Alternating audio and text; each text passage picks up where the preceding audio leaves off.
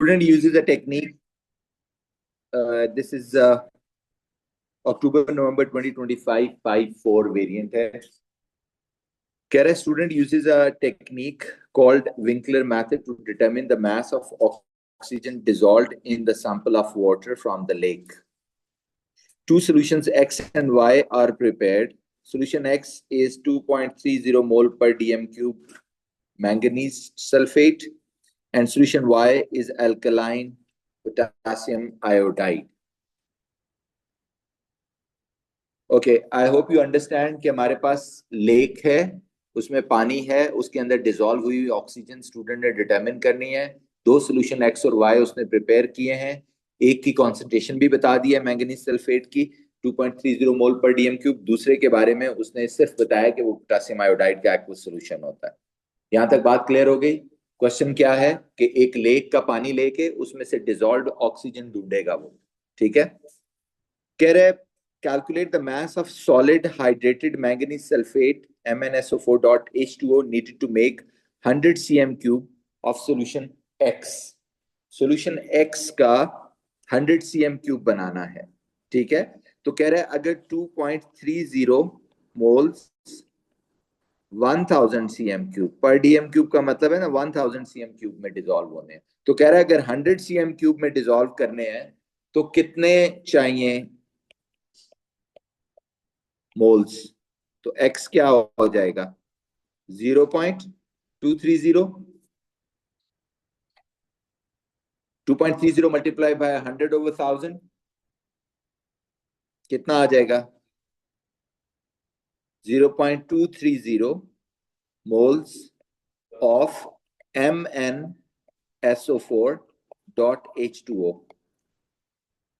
ये हमें डिसॉल्व करने हैं कितने 100 cm क्यूब में. तो हमें उसका बैस चाहिए ना. तो आप इसको MnSO4 के MR से मल्टीप्लाई कर दें. मोल्स तो आ गया, तो MnSO4 का मैस MR से मल्टीप्लाई करेंगे तो क्या आ जाएगा, इसका मैस आ जाएगा. सो 0.23 टाइम्स MnSO4 का MR. MnSO4 का MR जरा कैलकुलेट करें क्या आता है. शायद ये यकीनन 169 मल्टीप्लाइड बाई 0.23 बच्चों 38.87 ग्राम. सो अब आप देख लें, उसने मुझे कॉन्सेंट्रेशन बताई थी और सिर्फ कहा था कि 100 cm क्यूब में डिसॉल्व करना है तो कितना मैस चाहिए. तो पहले मैंने 100 cm क्यूब में मोल्स निकाल लिए कि कॉन्सेंट्रेशन से कि 100 cm क्यूब में उसके कितने मोल्स चाहिए होंगे, और फिर उसको मल्टीप्लाई कर दिया MR से तो वो आ गई कॉन्सेंट्रेशन, मैस आ गया. कहता student is given a small beaker containing mass of MnSO4 calculated in A1. Describe how the student should prepare exactly 100 cm cube of solution X. Include the name and capacities of each piece of key apparatus used. Write your answer using a series of numbered steps. So what are the series? अब ये solution preparation आपको सिखाया हुआ है. What is the first step? तो आप कह रहे हैं जी weigh करो कितना 38.87 ग्राम MnSO4 and place in a beaker containing what? Containing कितना distilled water? कोई भी anything less than 100 आप ले सकते हैं. तो कितना ले लूं 50 cm cube distilled water.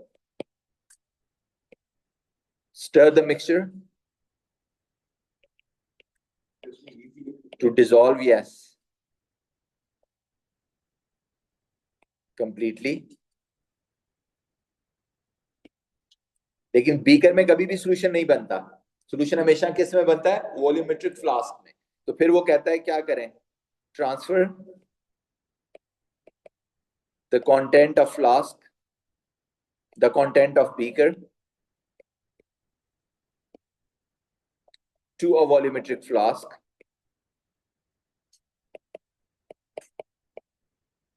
Capacity 100 cm cube.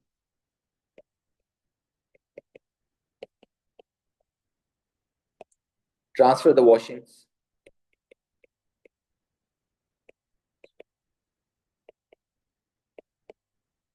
washing of beaker to make sure कि सारा MnSO4 उधर चला जाए into the flask and fill the flask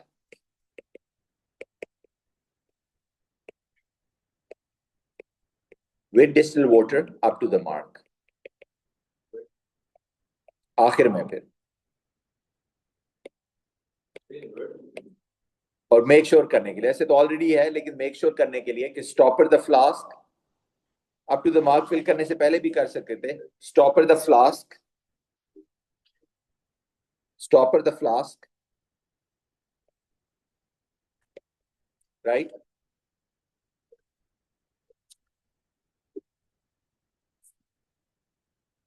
Stopper the flask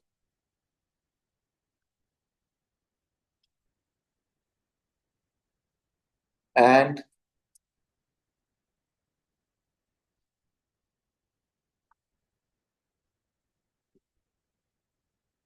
shake.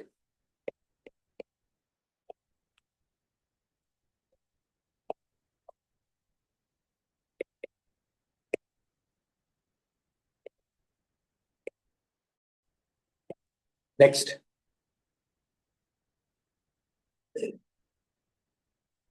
Solution Y is prepared as follows. अब Y कौन था अगर आपको याद हो? Yes, it was a potassium iodide. Okay. और X मैंगनीज सल्फेट था. सो मैंगनीज सल्फेट आपने प्रिपेयर कर लिया. अब आपने क्या प्रिपेयर करना है? Y. Place 100 cm cube of distilled water in 250 cm cube.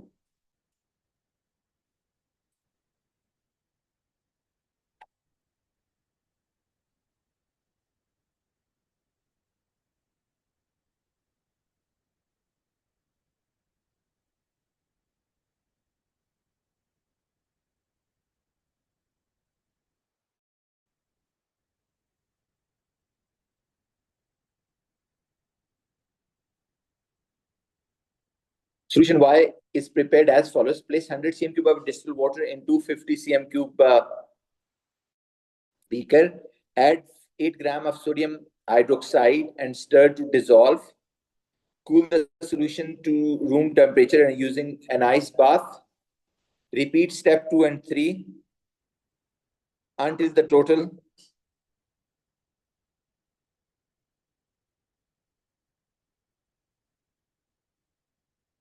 Repeat the steps 2 and 3 until the total of 32 gram of sodium hydroxide has been dissolved. Dissolve 14 gram of potassium iodide into the solution formed in step 4. Right, ये solution Y बन गया. Solution Y दोबारा से आपने ध्यान में रखना है कि क्या था. अल्कलाइन पोटेशियम हाइड्रोक्साइड था ना, ठीक है. तो उसने 100 cm क्यूब डिस्टिल्ड वाटर में 8 ग्राम सोडियम हाइड्रोक्साइड डाला है. फिर उसको कूल किया है, करते करते 32 ग्राम सोडियम हाइड्रोक्साइड डाला है और उसमें 14 ग्राम पोटेशियम आयोडाइड भी डाला है. तो वो ज़ाहिर है अल्कलाइन पोटेशियम आयोडाइड बन गया. ओके. कहता है other than wearing safety goggles state one safety precaution that student should take when preparing solution Y. क्या करना चाहिए उसको जब वो केमिकल्स को यूज कर रहा है, तो क्या उसके गॉगल्स के अलावा दूसरी इंपॉर्टेंट चीज क्या है? यस, तो सिर्फ ग्लव्स नहीं लिखना आपने, chemically resistant gloves.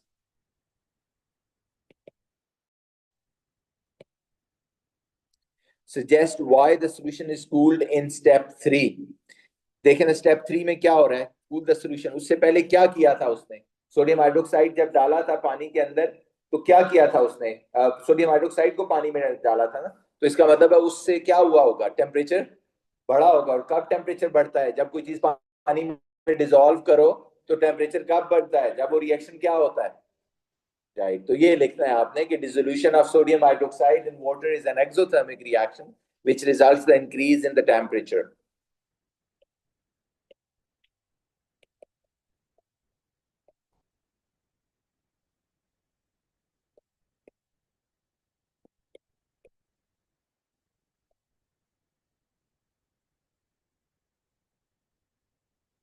Dissolution of sodium hydroxide in water is exothermic reaction which results increase in temperature.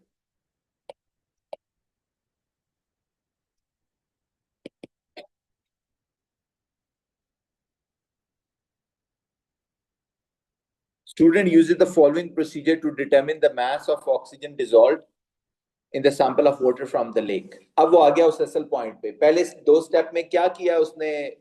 दो अलग अलग सॉल्यूशन प्रिपेयर कराए हैं, X and Y. X and Y. Okay, अब आ गया कि वो कैसे उसको करेगा वो. ठीक है, सो अपने माइंड में अब इसको साथ साथ चलाते जाएं. कह रहा है जी, student uses following procedure to determine the mass of sodium hydroxide. Collect a 250 cm cube sample of lake water in the bottle. Add 1 cm cube solution X and 1 cm cube Y. आपने एक bottle ली, उसमें कितना पानी लिया? 250. उसमें 1 cm cube क्या डाला? X और 1 cm cube Y.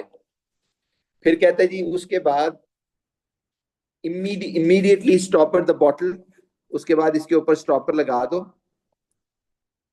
ensuring that a little air as possible is trapped, ताकि कम से कम यहाँ ऑक्सीजन आए इस जगह पे जहां मैंने क्रॉसेस लगाए हैं. ठीक है. Shake the bottle to mix the contents. Brown precipitate of manganese hydroxide is formed. Manganese sulphate में बेसिकली जब उसने वो डाला होगा अल्कलाइन, तो मैग्नीशियम हाइड्रोक्साइड के ब्राउन प्रेसिपिटेट आ गए. 1.5 सल्फ्यूरिक एसिड डाला ताकि वो प्रेसिपिटेट डिसॉल्व हो जाए और आयोडीन बन गया. Dilute this solution to exactly 500 cm cube using distilled water to form solution Z. इसमें पानी डाल के उसने टोटल सॉल्यूशन को कर दिया 500 cm cube. अब ये सॉल्यूशन Z है. ठीक है, तो अगर आप साथ साथ डायग्राम बना लेना, किसी का भी दिमाग बाज दफा इतना तेज नहीं होता कि वो सारा कॉम्प्रीहेंड कर सके. राइट, सो अगर आप उसकी डायग्राम साथ बना लें जैसे मैंने बनाई है, ठीक है, तो आसानी हो जाती है. उसके बाद कहता है transfer 25 cm cube of Z into a conical flask. अब ये 25 cm क्यूब Z का कॉनिकल फ्लास्क में आ गया और टाइट्रेट किया इसको सोडियम थायोसल्फेट के साथ. यहाँ आ गया Na2S2O3 सोडियम थायोसल्फेट. राइट,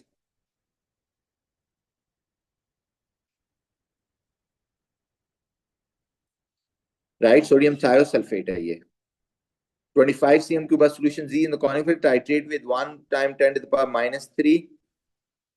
ये उसकी कॉन्सेंट्रेशन दी हुई है 1 times 10 to the power minus 3 मोल पर dm क्यूब.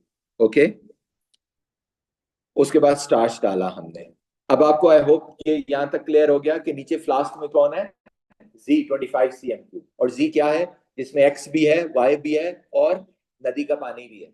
ओके, समझ आ रही है? और वो कितना है टोटल? 25 cm cube. सॉरी, और ऊपर ब्यूरेट में कौन है? सोडियम थायोसल्फेट जिसकी कॉन्सेंट्रेशन गिवन है. नीचे स्टार्च डाला. Repeat step 7 as many times as necessary. मैं बहुत स्लो जा रहा हूं because I just want you कि आप अपने दिमाग में पूरे एक्सपेरिमेंट को कॉम्प्रीहेंड करें. ठीक है, कहते सजेस्ट व्हाई इट इज. अब आ गया वो क्वेश्चन के ऊपर. अब आपको ओवरऑल प्रोसेस समझ आ गया. उसने पहले स्टेप में सॉल्यूशन, फिर मैं समराइज करने लगा हूं. पहले मैं सॉल्यूशन एक्स बनाया, फिर कौन सा सॉल्यूशन बनवाया? वाई. फिर इन दोनों को किया मिक्स नदी के पानी में यानी लेक वाटर में. फिर उसके बाद उसका 25 cm क्यूब लेके नीचे जी सॉल्यूशन जो था उसको किसके साथ टाइट्रेट किया? सोडियम थायोसल्फेट के साथ. अगर ये सारा प्रोसीजर आपको समझ आ गया तो नीचे इसकी केमिस्ट्री भी अब वो बताएगा. आप कह रहे हैं suggest why it is important to avoid the trapping air inside the bottle in the step 3. ऊपर जाके देखें स्टेप 3 में क्या हो रहा है. What is happening in the step 3? जी यस, वो कह रहा है ये स्टेप 3 में अगर आप गौर से देखें स्टॉपर लगाना है फौरन. क्यों स्टॉपर लगाना है? क्योंकि जो एयर की ऑक्सीजन है वो भी उस लेक वाटर में चली जाएगी. समझ आ गई बात? ठीक है, तो आपने क्या कहना है कि क्या कह रहा है कि suggest why it is important to avoid trapping air inside the bottle in step 3 because the oxygen from air. Yes, will be dissolved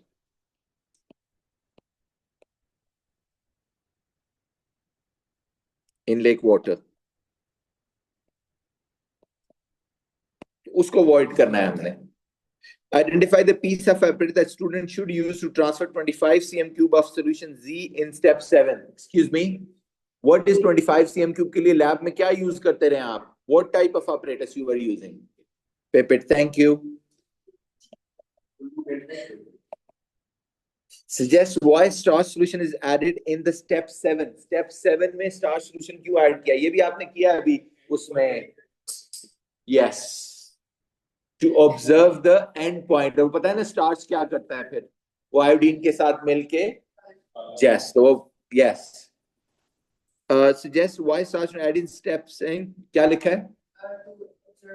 Yes, to note the end point. उसने वैसे इसकी साइंस पूछी नहीं है, लेकिन अगर पूछे तो आप इसकी केमिस्ट्री बता सकते हैं कि क्या होता है.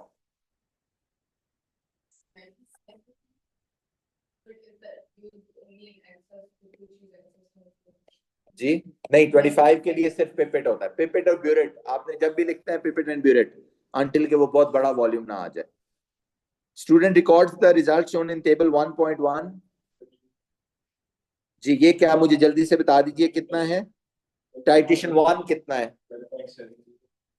12.70. टाइटेशन 2 कितना है? What is titration 2? 13.05. फिर टाइटेशन 3 क्या है? 13.15. ये दो ही क्लोज हैं, इनमें 0.1 का डिफरेंस है ना, कंकॉर्डेंट होनी चाहिए तभी आप उनको यूज कर सकते हैं. तो इन दोनों को यूज करें. 13.05 प्लस 13.15 डिवाइडेड बाय 2 कितना आ गया? 13.10. 13.10.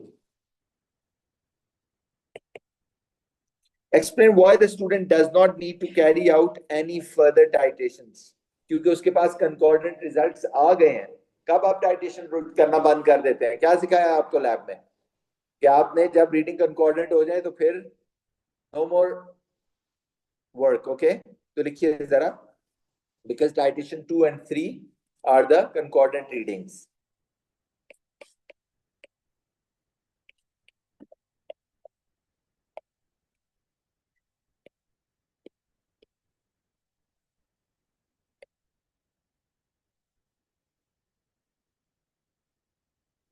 और कंकॉर्डेंट रीडिंग पता है ना क्या है? The difference is 0.1 cm3. Okay, next. Calculate the percentage error in the measurement of the titer for the reaction 3. Show your working. Reaction 3 का measurement of the titer for the titration 3.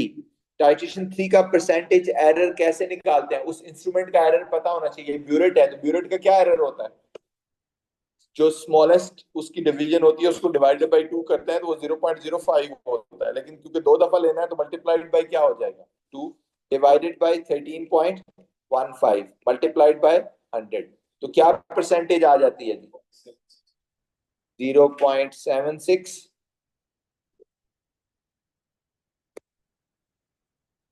कहते हैं the following equations show the reaction that takes place during the procedure in D. अब देखें ये सारा कुछ हुआ कि मैंगनीज ने हाइड्रोक्साइड ने ऑक्सीजन के साथ रिएक्ट करके ये बनाया. ओके, उसके बाद इसने आयोडाइड आयन के साथ जो पोटेशियम आयोडाइड वाला था आयोडीन बनाया और फिर आयोडीन ने थायोसल्फेट के साथ रिएक्ट करके आयोडाइड आयंस बना दिए वापस. Okay, calculate the amount in mole of iodine. Iodine के अमाउंट इन मोल्स बतानी है इन 25 cm क्यूब सोल्यूशन ऑफ जी. जी के 25 cm क्यूब में आपने बताना है कि आयोडीन कितना है. किसी ने किया ये कैलकुलेट? देखें, सबसे पहले आप सोल्यूशन जी जो है, इधर देखो बच्चे, ये आप कह रहे हैं जी सोल्यूशन जी में मुझे कैसे पता चल सकता है? मुझे तो ऐसे ही पता चल सकता है कि मुझे इससे शुरू करना है. इधर देखो बच्चों, किससे शुरू करना है? सोडियम थायोसल्फेट से. क्या इसकी कॉन्सेंट्रेशन है मेरे पास? यस. इसकी टाइटर वैल्यू भी है मेरे पास और इसकी रेशियो विद आयोडीन भी है. तो बस वो सारा कुछ यूज करते हैं. अब आपको समझना है कि आपको ऐसा नहीं है कि मोल्स नहीं आता, आपको बेसिकली यहाँ कनेक्शन नहीं बिल्ड करना होता, वरना मोल्स का तो तरीका एक ही है, आपने कॉन्सेंट्रेशन वॉल्यूम ओवर 1000 वाला फॉर्मूला यूज करना है और रेशो यूज करनी है। अब हमें क्योंकि क्वेश्चन की अंडरस्टैंडिंग है कि अच्छा सोडियम थायोसल्फेट की हमारे पास ये देखो ऊपर दी हुई है कॉन्सेंट्रेशन, मैं इसको हाईलाइट कर रहा हूँ, ये देखो ये, ठीक है, ये कितने सीएम क्यूब में है। अब इसको सॉल्व करते हैं, कैलकुलेटर चाहिए होगा। तो देखिए जरा, ये है 1 × 10⁻³ अगर 1000 में है, राइट, 1000 सीएम क्यूब में है, राइट, तो इसका कितना वॉल्यूम यूज हुआ है, 13.10। तो कितने मोल्स आ गए, देखें जरा, how many moles of sodium thiosulphate, 1 × 10⁻³ divided by 1000 into 13.10, can I have some calculations please? 1.3 times 10⁻⁻5, ये किसके मोल्स आए हैं, S2O3 के। अब मुझे देखना है कि S2O3 और आयोडीन के बीच क्या मोलर रेशो चल रही है। इसके अगर 2 मोल्स हो तो इसका कितना होता है, 1 मोल होता है, तो फिर क्या होगा, 1.3 टाइम्स 10⁻⁻5 और ये x हो गया, तो इसको फिर डिवाइड बाई 2 करेंगे तो कितने आ जाएंगे, 6.65, 6.55 टाइम्स 10⁻⁻6 मोल्स आ गए। राउंड ऑफ है, 3 सिग्निफिकेंट फिगर्स दिखा रहे हैं उसको। Next, use your answer to F1 and equation given in the calculate in moles of oxygen in 500 cm cube of solution, moles of oxygen in 500 cm cube of solution क्या होगा बच्चों, ये थोड़ा tricky part है। फिर मैं कहूंगा ये आपसे सिर्फ इसलिए नहीं हो सकेगा अगर आपने क्वेश्चन सही तरह से नहीं समझा होगा। अब पहले तो ये समझिए, वो कह रहा है oxygen in 500 cm cube, right. अब देखें पीछे जाएं, पहले तो इसकी रेशो देख लेते हैं, व्हाट इज द रेशो, पहले तो देखिए ना, what is the ratio, ratio कितनी है, नहीं पहले मैं चला ऊपर ये दिखा देता हूँ, तो देखो बच्चों, पानी कितना यूज, लेक वाटर कितना था, 250 सीएम क्यूब, समझ आ गई। जो अभी आयोडीन के मोल्स आए हैं वो कितने में आए हैं, 25 सीएम क्यूब, वो 25 सीएम क्यूब में आए हैं ना, ठीक है। जबकि जो वॉल्यूम कितना था उसका लेक वाटर का, 250 सीएम क्यूब, ऐसे ही है। अब पहले तो ये बात समझनी है आपको कि वो आयोडीन जो टोटल लेक वाटर, आयशा आपको भी समझ आ रही है कि जो लेक वाटर था वो 250 था, लेकिन हमने उसका सिर्फ कितना वॉल्यूम लेके टाइट्रेट किया है, 25। तो जो अभी आयोडीन के मोल्स हमने निकाले हैं, तो पहले ये समझना है हमने कि जो अभी आयोडीन के मोल्स निकाले हैं ये वाले, ये कितने वॉल्यूम में आए हैं, 25 में। तो हमें किस में चाहिए, पहले तो हमें चाहिए ना कि उस में कितने होंगे, 500 में, 500 से लिया था ना, तो करना जरा, 6.55 टाइम्स 10⁻⁻6 अगर 25 सीएम क्यूब में है, तो how many moles will be present in 500, 500 में कितने होंगे जी, 1.31 सॉरी 10⁻⁻4। और अब ये जो है, ये जो वैल्यू है, ये फिर वही है कि इसको कितना राइज किया हमने, 25 से, इधर सुनना जरा, ये 25 से टोटल वैल्यू फिर कितनी है, ओरिजिनली कितना था वो टोटल, 250 था, हा? तो फिर 10 टाइम इसको मल्टीप्लाई कर देंगे, समझ आ रही बात, कि कितनी वैल्यू आ जाएगी फिर, डिवाइडेड बाय, अब दोबारा से कैलकुलेटर किसी के पास है चेक करें, 6.55 टाइम्स 10⁻⁻6, सॉरी पहले, सॉरी, हाँ इधर देखें ना, एक और चीज नोट करें, आयोडीन और इसकी रेशो क्या आ रही है ऑक्सीजन की, पहले वो तो देख लें। नहीं, इधर देखो, ये देखो, आयोडीन और MnO3 की क्या रेशो आ रही है? 2:1 आ रही है ना? ठीक है, तो फिर इसी तरह इनकी रेशो क्या हो जाएगी? अगर ये 1 मोल यूज हो तो ये 4 मोल होता है, फिर उसका आगे 2 यूज हुआ यहां, तो 1 रेशो क्या आ गई? 0.5। यानी दोबारा मैं बताता हूं, ऑक्सीजन के, इधर सुनो बच्चों, पहले ये समझ लेना मैं क्या कह रहा हूं। लिखना छोड़ें, stop writing, stop writing please. हम ये कह रहे हैं कि आयोडीन का यहाँ कितने मोल यूज हो रहा है? 1। जब आयोडीन का 1 मोल बनता है तो Mn के कितने मोल्स यूज हो रहे हैं? 2।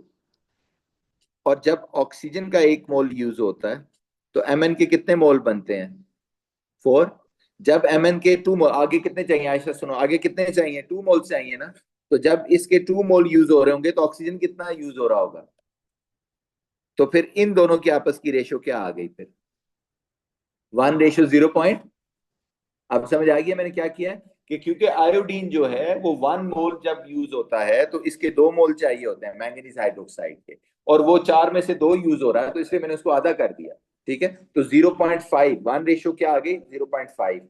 तो सबसे पहले तो आपको ये काम करना है कि जो 6 पॉइंट, इसको 0.5 से डिवाइड कर दें, इसी को डिवाइड कर देते हैं, 1.31 टाइम्स 10⁻⁴ डिवाइडेड बाय 2, तो कितना आ गया?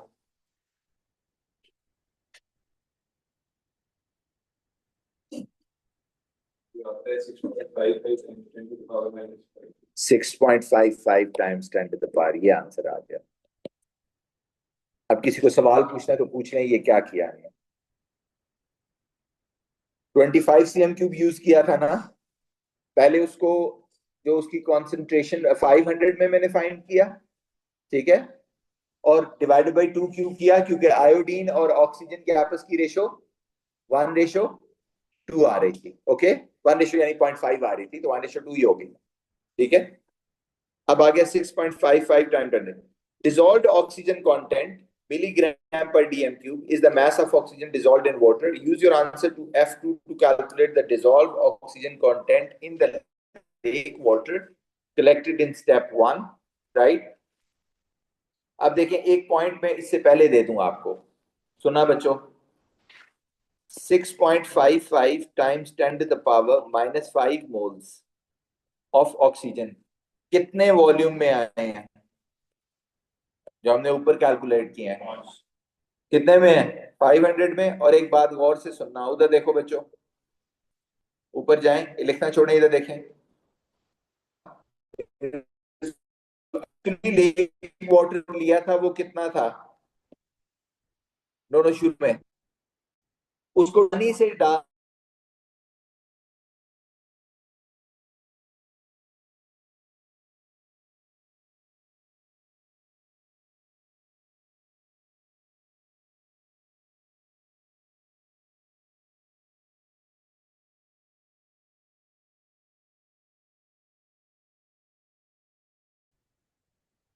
वो 250 cm³ में भी है।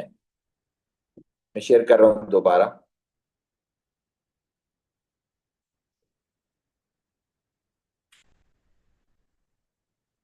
Is also equal to what?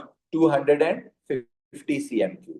अब मुझे ये कॉन्सेंट्रेशन निकालनी है, तो कॉन्सेंट्रेशन कितना वॉल्यूम में होती है? 1000 में।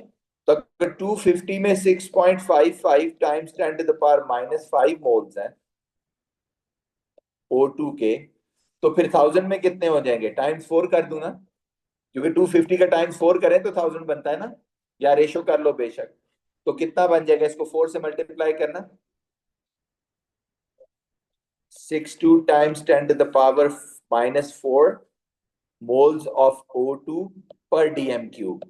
लेकिन मुझे तो मैथ्स चाहिए, तो फिर किससे मल्टीप्लाई कर दूं? 32 से करना जरा। 2.62 ऑक्सीजन का जो मैथ है टाइम्स 32 कितना आता है? 8 पॉइंट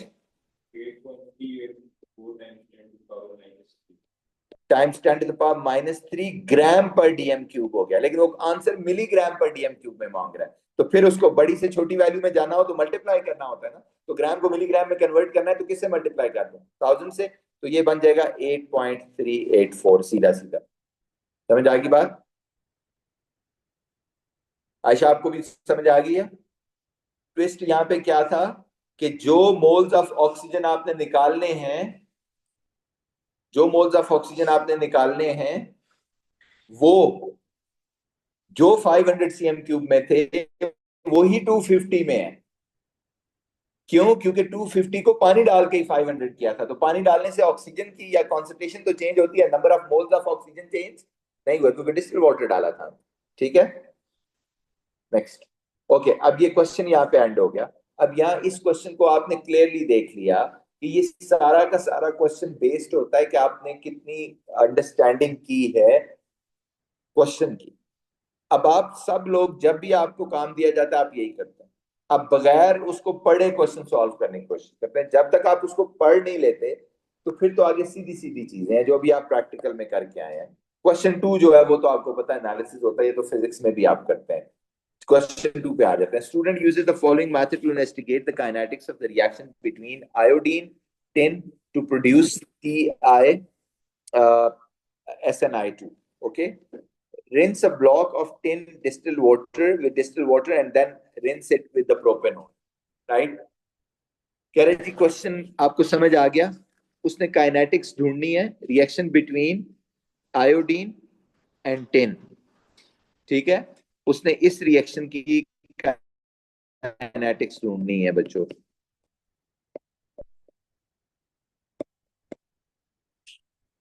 काइनेटिक्स समझते हैं ना, रेट? ठीक है, अब उसने एक्सपेरिमेंट बता दिया। उसने कहा जी rinse the block of tin with distilled water and then rinse it with propanol. कहता है place 50 cm cube of 0.4 mole per dm cube iodine dissolved in methyl benzene in a 100 cm cube beaker. Suspend the block of tin from a 3 decimal place. A balance as shown. Start the timer. Record the balance reading every 100 seconds. Right? Okay, अब कोई बच्चा मुझे यहां से ही explain कर दे कि experiment क्या है बेसिकली। आपने टिन लिया है, कोई मुझे बता सकता है प्लीज? आप बताइए। डिस्टिल से वॉश किया, फिर प्रोपेनॉन से वॉश किया ताकि वो ड्राई हो जाए। इनका सोल्यूशन का वॉल्यूम था, कॉन्सेंट्रेशन भी दी हुई थी मीथाइल बेंजीन में इन 100 CM cube beaker, 50 cm cube उसका लिया हुआ है। उसके बाद क्या किया? Suspend the block of tin from a 3 decimal place, balance as shown in the figure. Okay, timer start किया, record the balance reading every 100 seconds. क्या हो रहा होगा जब जब ब्लॉक रिएक्ट कर रहा होगा आयोडीन के साथ, तो आपको मैथ्स में क्या चेंज नजर आ रहा होगा? मैथ्स में, क्योंकि ये आयोडीन का ब्लॉक का मैथ्स है ना, ये ऐसे ही है कि ये जैसे वेइंग बैलेंस है, ये देखो। तो उसने एक थ्रेड लिया, यूं दोनों तरफ से उसको लटकाया और नीचे टिन से बांध दिया, और वो जो टिन था जैसे ये हैंगिंग टिन है उसको सोल्यूशन के अंदर डाल दिया। ठीक है, आयोडीन के सोल्यूशन के अंदर उसका कॉन्सेंट्रेशन वॉल्यूम भी आप क्लियर रखना है। अब सारी एक्सपेरिमेंट में आ गया आपके भी? Okay,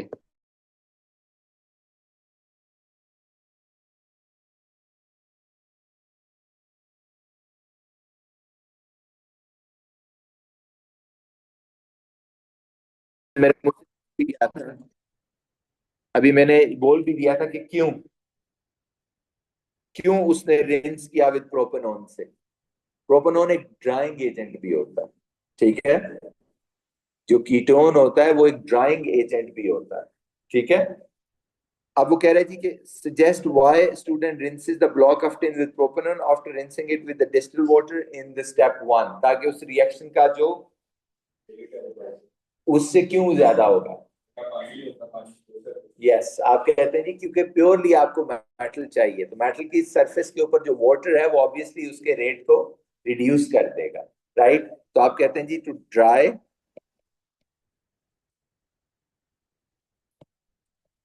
10 and increase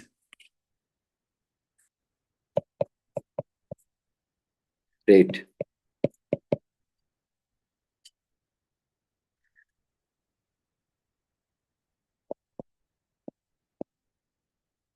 Suggest why water is not used as a solvent for iodine. Iodine के लिए पानी एज अ सॉल्वेंट क्यों नहीं यूज कर देते?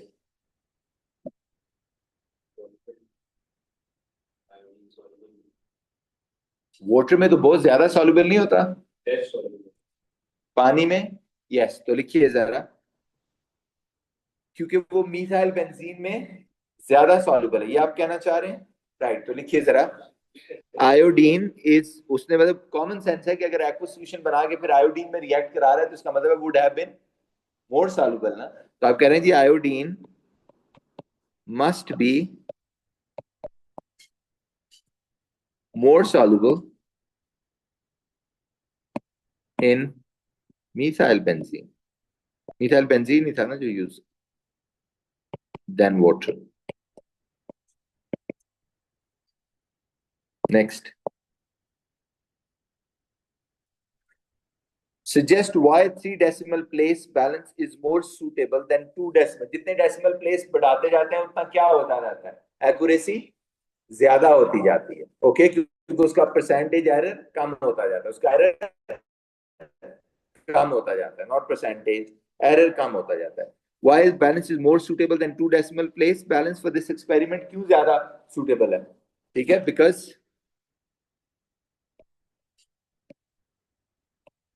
it is more accurate and change in mass must be very less. जितना mass का change कम से कम होता है ना, उतना ज्यादा accurate balance चाहिए होता है। A small mass change.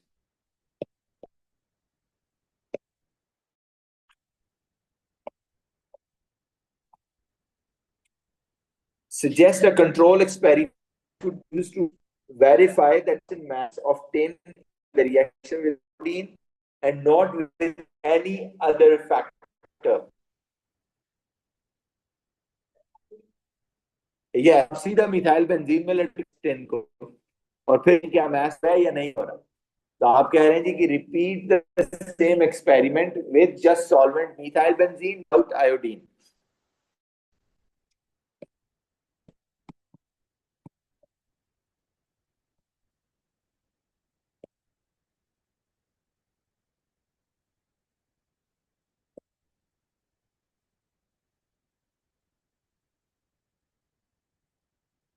Okay, ये जरा मुझे जल्दी से कैलकुलेशन करके दीजिए।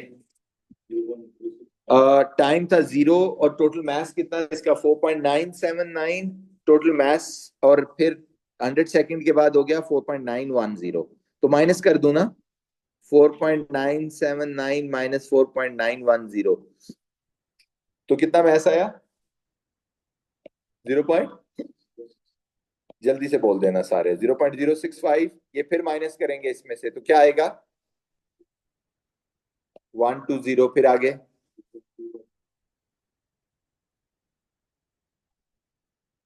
0.218। नेक्स्ट, फिर आगे 0.35। ओके, नेक्स्ट कह रहे use the results from the table to plot a graph of the grid on figure 2.2 to show the relationship between total mass of tin and reacted and the time. Use the cross to plot. किसी ने किया है तो मुझे दिखा दें, अगर नहीं किया तो जल्दी से करके दें, मुझे जल्दी से करके दें प्लीज जी। बस जो पहले वाला मैथ था ना उससे सारे माइनस करते गए।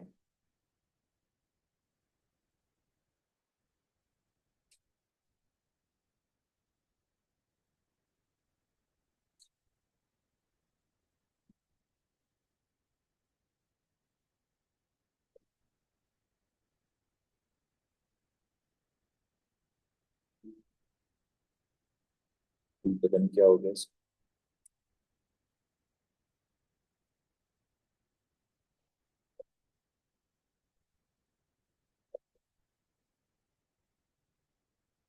प्लॉट करें।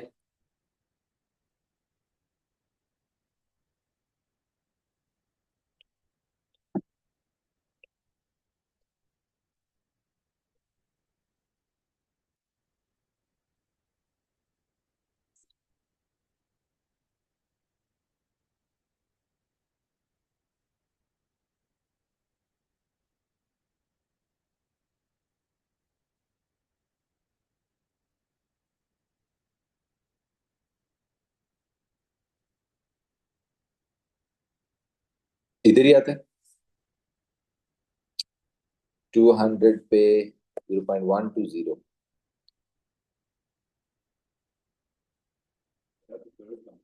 200 पे कितना है? 0.200 पे कितना है?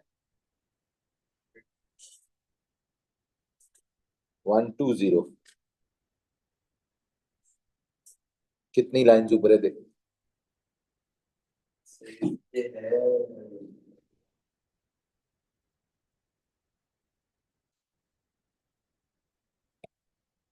0.10 से 4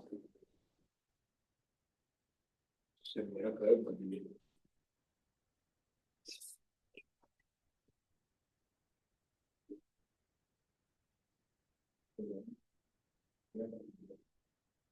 दूसरा पॉइंट देखो कहाँ है।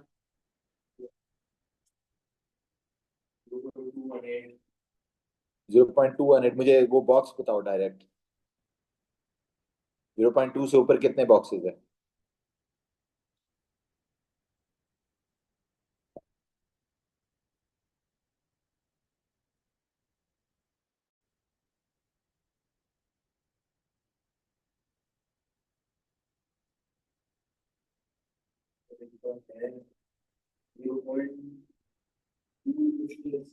कितना है?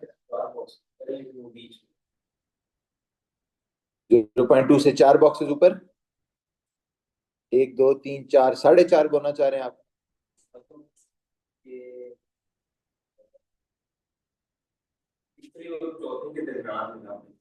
आप बताएं ना किस पे है? 300 वाला किस जगह पे है? आप बताइए। कितना?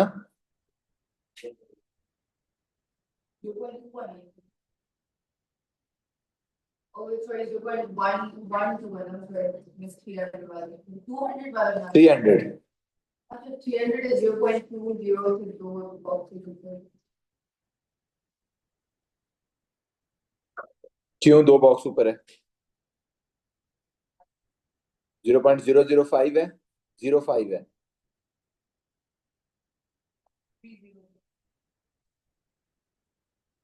2 बॉक्स। 0.2 से 2 बॉक्स। नेक्स्ट। 0.2 से 2 बॉक्स। हियर। नेक्स्ट। 400 वाला किधर है? 2 बॉक्सेस।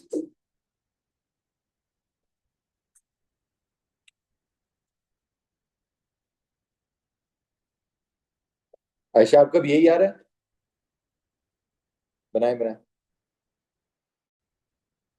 और 500 वाला कहाँ है?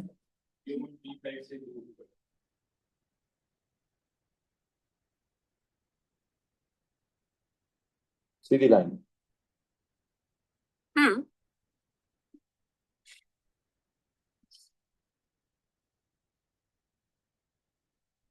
सीधी लाइन है, बनाए। थोड़ा एनॉमलस होगा ना।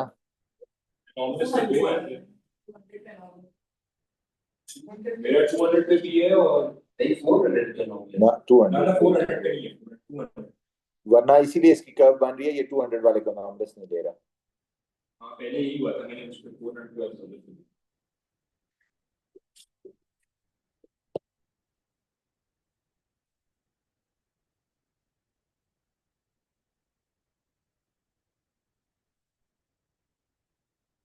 यही बना है, देखें जरा। वो तो एज इट इज जा रहा था। Okay next.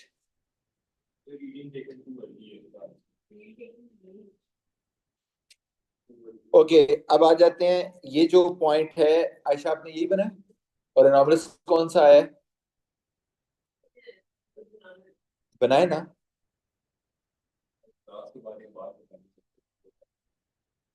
बनाए। ऑड नंबर ऑफ इलेक्ट्रॉन्स होते हैं जिसके पास। Circle the point on the graph 2.2 that you consider to be the most anomalous.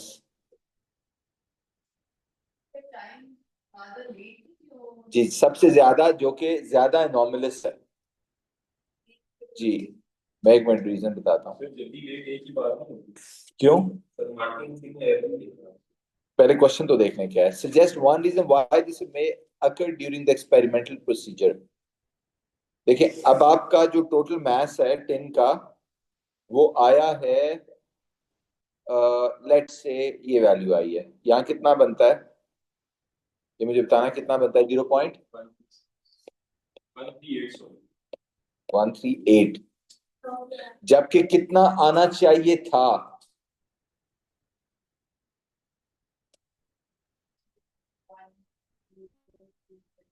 0.1,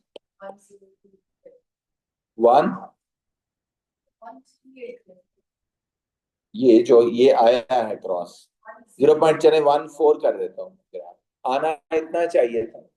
अब आप इमेजिन करें कि ये रस्सी बंधी हुई है, और आप हर 100 सेकंड जब होता है तब मैथ्स नोट करना। तो आपने, इसका मतलब अभी 100 सेकंड्स नहीं आया था तो नोट कर लिया ना, 100 सेकंड पे 140 होना चाहिए। समझ आ गई बात? So you noted before the time, या अभी अभी 100 सेकंड आया ही नहीं था, आपने पहले ही नोट कर लिया। घड़ी तो चल रही है, 99 सेकंड पे नोट कर। ठीक है, क्योंकि जो आना चाहिए था वो 0.140 था, आपके पास कितना आ गया? 0.138। सो ये नंबर मैंने इसलिए लिखे हैं just to make you understand, कि फिर समझ आती है कि अच्छा जो आया है वो क्या है, और जो आना चाहिए था वो क्या है। राइट, तो लिखें जरा इसके ऊपर। Suggest one reason why may occur during this experimental procedure. क्यों आया है? The mass measured before 200 seconds time. Next. Okay, जल्दी से ये करें बच्चों। आयशा आपका बन गया है? ओके जल्दी, और अनोमलस भी वही आया है जो 200 वाला। Okay next. use your graph 2.2 to determine the gradient of the line of the best fit. State the coordinates of both points used in the calculation. These must be selected from your line of best fit. Give your gradient to three significant figures. Gradient करें जरा calculate जल्दी से please.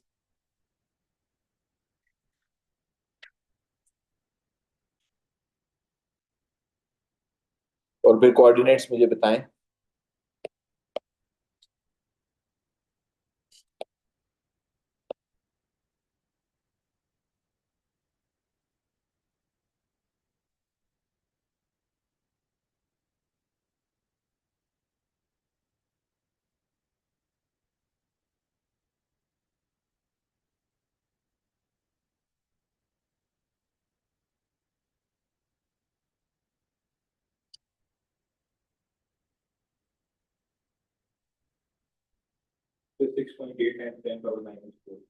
Sorry, 6 मुझे इसकी calculation भी बताएं। 0.359 और 500। नहीं, और दूसरा?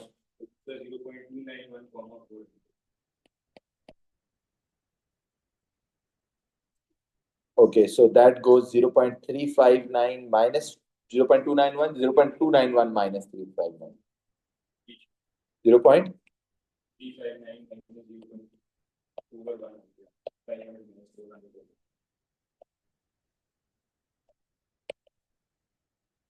आपने क्या किया है?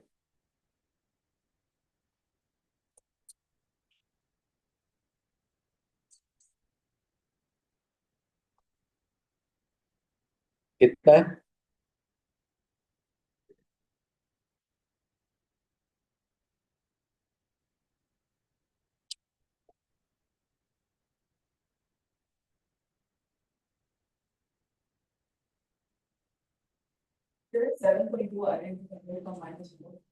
ठीक है, इस रेंज होती है इसकी। Okay next. कह रहे a student makes various concentration of solution of iodine dissolved in methyl benzene by dilution of 0.4 mole per dm cube I2 solution. Student repeats the experiment at a different temperature. हाँ बच्चों, इसमें वो कह रहे हैं table fill करना है, complete the table 2.2 by adding the volume। तो अब आप वही C1V1 is equal to C2V2 कर देते हैं। ओके, C1 यानी पहले कॉन्सेंट्रेशन कितनी थी? 0.4, वॉल्यूम ऑफ 0.4, टोटल वॉल्यूम कितना होना चाहिए? 100। ये V1 हमें नहीं पता, C2 कितनी होनी चाहिए? 0.3, और V2 कितना होना चाहिए? 100। तो देखना जरा V1 कितना आएगा? 0.3 इंटू 100 डिवाइडेड बाय 0.4, तो कितना आ गया?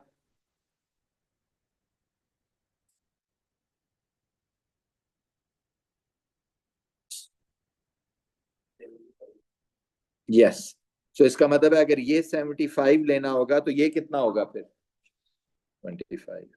बस फिर उसी रेशो से कम करते जाओ, वो 50 और ये 50 हो जाएगा।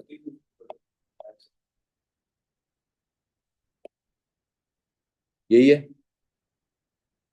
ये कॉन्सेप्ट समझ आ गया ना? C1V1 is equal to C2V2। Complete table, identify the independent variable.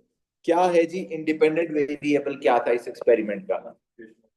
Yes, जो आपने चेंज कर रहे होते हैं ड्यूरिंग एक्सपेरिमेंट, वो आपका क्या होता है? Independent variable.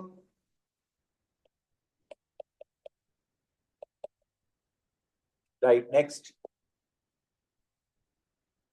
कह रहे the student concludes that the rate of reaction जो है between iodine and tin as follows, के टिन का 0 ऑर्डर है और आयोडीन का क्या ऑर्डर है?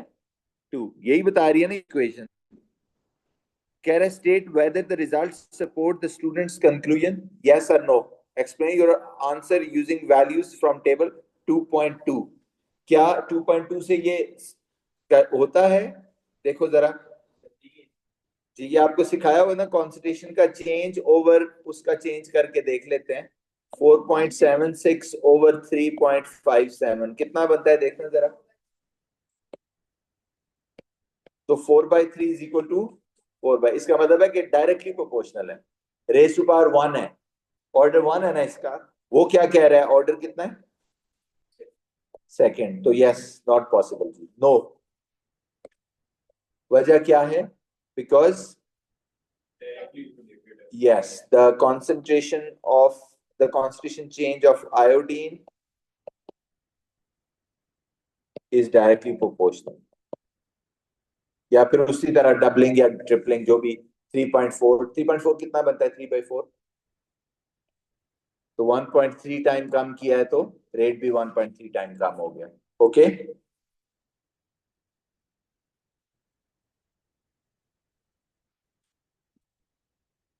Got it? From experiment number भी लिख दो, 1 और 2 यूज किया हमने, बस होगी। ओके, अब नेक्स्ट है हमारे पास